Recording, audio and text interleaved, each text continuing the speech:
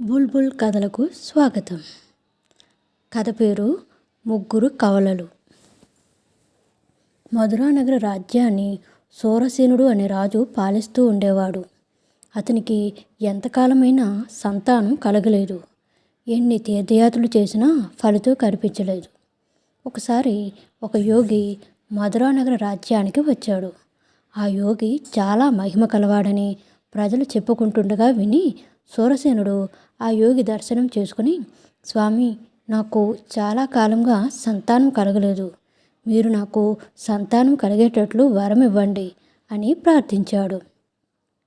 అప్పుడు ఆ ముని పొంగవుడు కొంతసేపు యోగ దృష్టితో చూసి, మహారాజా, మీకు పుత్ర సంతాన యోగం లేదు. అయినా నేను ఒక పండును మంత్రించి ఇస్తాను. దానిని మహారాణి గారికి ఇవ్వండి. దాని ప్రభావం వల్ల మీకు 3 పిల్లలు కలుగుతారు అని చెప్పి ఒక పండును మంత్రించి రాజుకు ఇచ్చాడు. 1 సంవత్సరం గడిచిన తర్వాత రాణికి 3 పిల్లలు జన్మించారు. 3 కూడా ఆడపిల్లలే. లక్ష్మి, సరస్వతి, పార్వతి అని పేర్లు పెట్టి అల్లారు ముద్దుగా వారిని రాజు పెంచసాగాడు. వారు 3 పెరిగి పెద్దయిన తర్వాత 3 భావాలు ఒకటిగానే ఉండేవి. వారు ఒకరిని విడిచి ఒకరు ఉండేవారు కాదు. అందువల్ల 3 కలిసి ఒకరిని వివాహం చేసుకోవాలని నిర్ణయం చేసుకున్నారు. వారికి యుక్త వయసు వచ్చింది. వారు ఒకరిని మించి ఒకరు అందగత్తెలుగా తయారయ్యారు.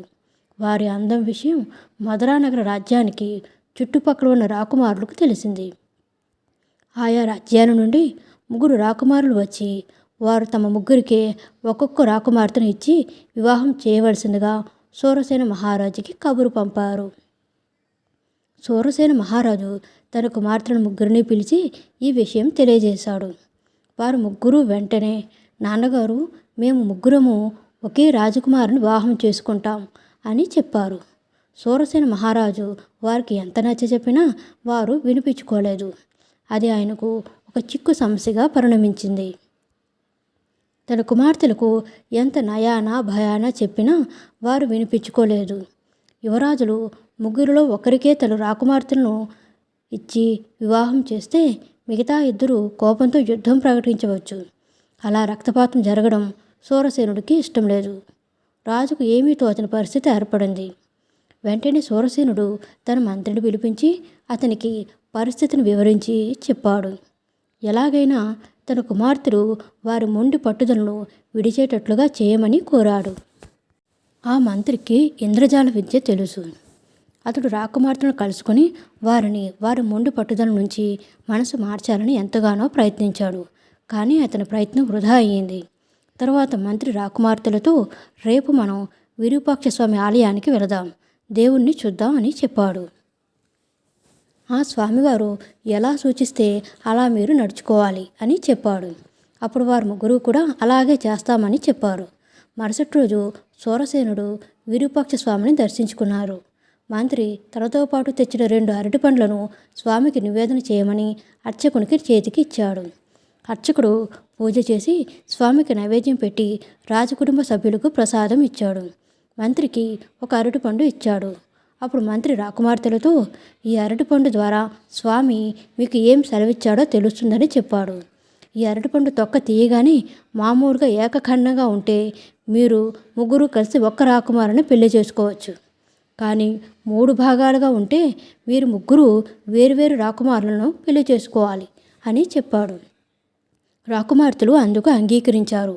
మంత్రి అందరి సమక్షంలో అరటిపండు తొక్క తీయగా అందులో గుజ్జు 3 భాగాలుగా విభజించబడి ఉంది.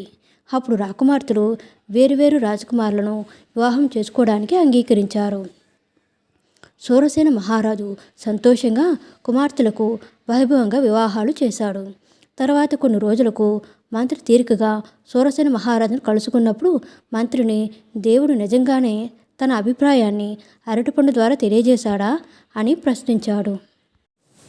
అప్పుడు మంత్రి నవ్వి, విరూపాక్ష స్వామి తన నిర్ణయం ఏ విధంగానూ తెలపలేదు. రాకుమార్తెలకు యుక్త వయసు వచ్చింది, కానీ వారిలో ఇంకా కాస్త అమాయకత్వం ఉంది. నాకు వారి కోరిక సమంజసంగా కనిపించలేదు. అందువల్ల నేనే ఈ విధంగా నాటకం ఆడించాను. ఇంటి వద్దనే 2 అరటిపళ్ళు తీసుకుని తొక్కల మీద నుండి సూదిగుచ్చి దాని లోపలి గుజ్జు మాత్రం తెగేటట్లు జాగ్రత్త పడ్డాను. అలాగే ఇంకో చోటు కూడా తిప్పగా అరటిపండు గుజ్జు లోపలనే 3 భాగాలుగా విభజించబడింది. 2 పళ్ళను అలాగే చేసి స్వామికి ఇచ్చాను. అతడు నివేదించిన అనంతరం దైవ ప్రసాదంగా ఒక పండుని ఇస్తాడని తెలుసు. అలాగే అతడు ఇచ్చిన పండును తొక్క తీసి చూస్తే దాని లోపల గుజ్జు 3 భాగాలుగా ఉంది. దానిని చూసి రాకుమార్తెలు అది దైవ నిర్ణయంగా భావించారు అని చెప్పాడు మంత్రి. అప్పుడు సూరసేన మహారాజు మంత్రి తెలివితేటలకు ఎంతగానో అభినందించి ఆ తరువాత సంతోషంగా రాజ్యపాలన కొనసాగించాడు. Please like, share, subscribe our channel. Thank you so much.